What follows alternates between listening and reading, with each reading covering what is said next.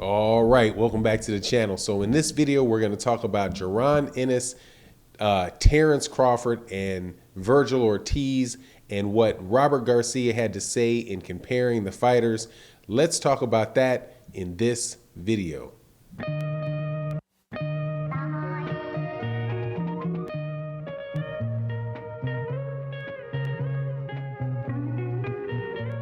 All right, welcome back to the channel. So before we get into the subject matter of the video, please make sure if you're not subscribed to subscribe to the channel. Also, hit the like button, hit the share button.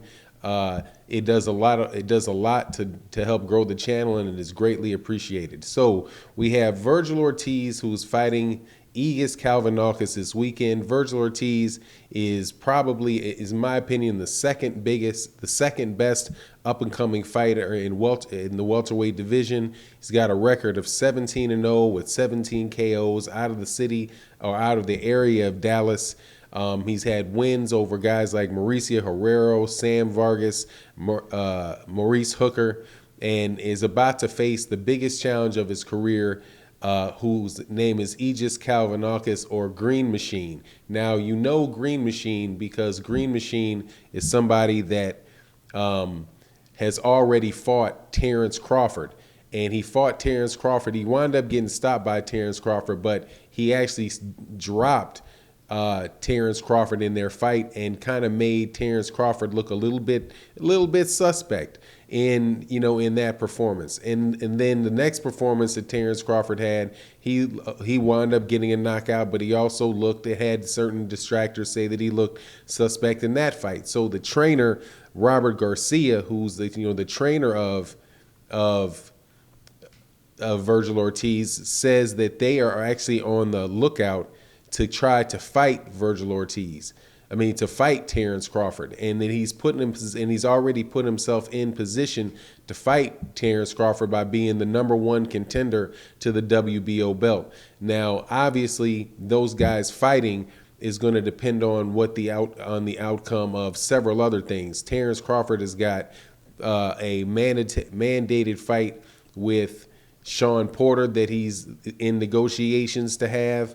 Also, you have the conversation about after Sean Porter, Bob Arum wants him to go over to Scotland to fight Josh Taylor. So that's not guaranteed that he'll be able to get the fight after that. But he believes that he's in position to do it, and the way that he believes that it could happen is that a deal could be struck between Golden Boy Promotions and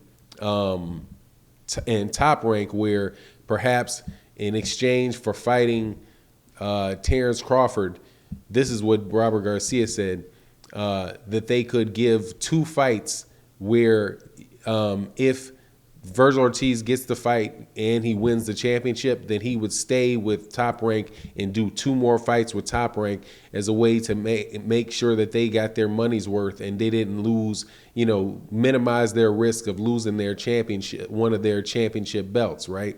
And that is something that you've seen Top Rank do with Jeff Horn and other people where they've done those 2-fight deals. So there is a plan on Robert Garcia's part to get the fight for Virgil Ortiz, and they believe that Terence Crawford is looking soft, so much so that he's saying that Jaron Ennis, who I believe is the #1 young welterweight coming up, is actually a harder fight for Virgil Ortiz than Terence Crawford.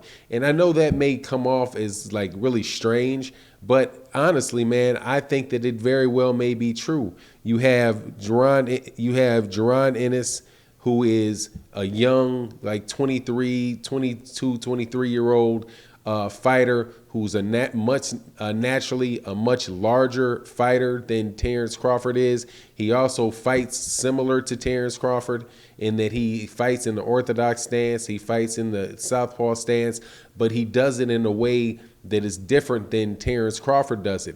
Terence Crawford, the way that he fights is, at a very, very high level and a rough level.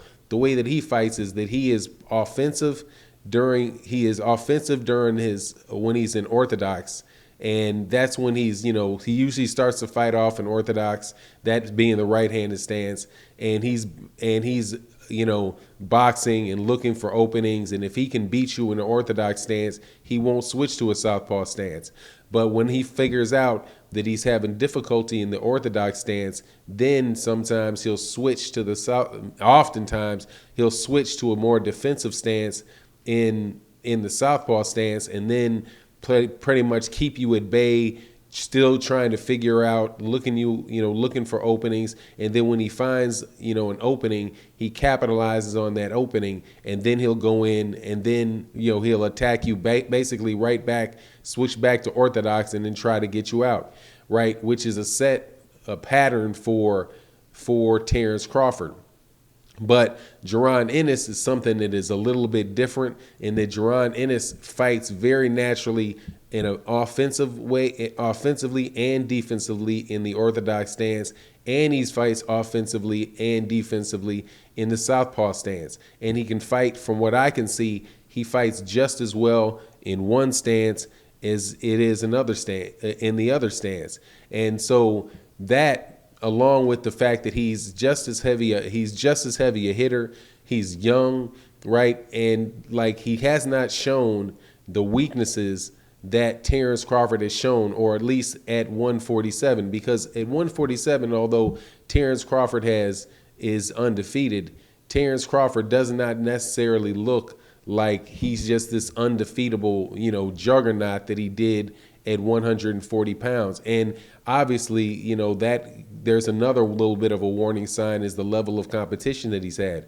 Because the level of competition that he has is so low, you have to wonder whether or not there's something that they know and Top Rank that we don't know.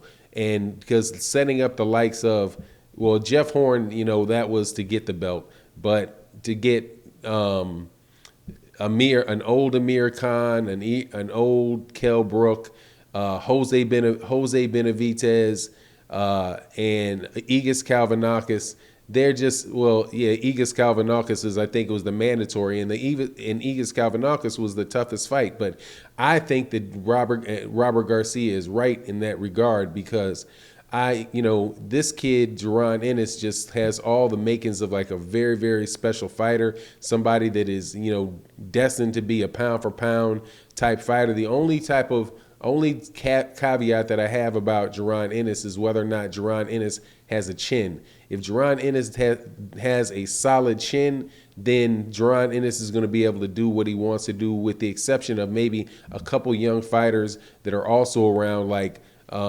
Gary Antoine Russell, who's up at 140 pounds. But when those other guys move up to 147, like Josh Taylor and Jose Ramirez, guys like that, and even any of the other younger guys, I think Jaron Ennis has them. And honestly, maybe not right this second, because, obviously that fight isn't going to happen, anytime soon. The one between Terence Crawford and Jaron Ennis, I think that Jaron Ennis would be a more difficult fight, because he's a much bigger man.